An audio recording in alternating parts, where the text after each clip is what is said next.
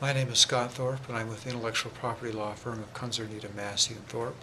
I'm going to be discussing infringement defenses in China.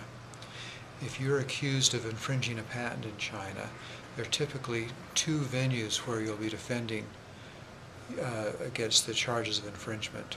One, of course, is the court, where the accuser would bring the charge of infringement. But typically your best defense is going to be invalidating the patent, and that is done by filing a challenge with the Patent Reexamination Board, with the Chinese Patent Office.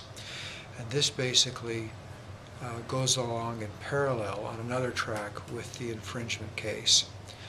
Now, the courts don't always stay the infringement trial until the outcome of the invalidity hearing.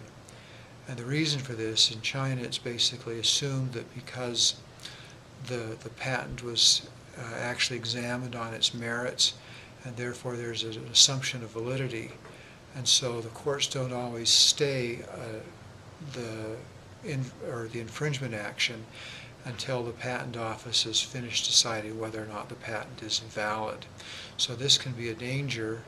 It's not typically a problem with utility model patents, because since there's no substantive examination, the courts will will not make the assumption of validity, and so they'll often stay the hearing on infringement until after the Patent Reexamination Board has ruled on the validity of the patent. But certainly something to consider when defending against a charge of infringement, because it's a good idea to file the challenge to the validity of the patent with the Patent Reexamination Board as soon as possible.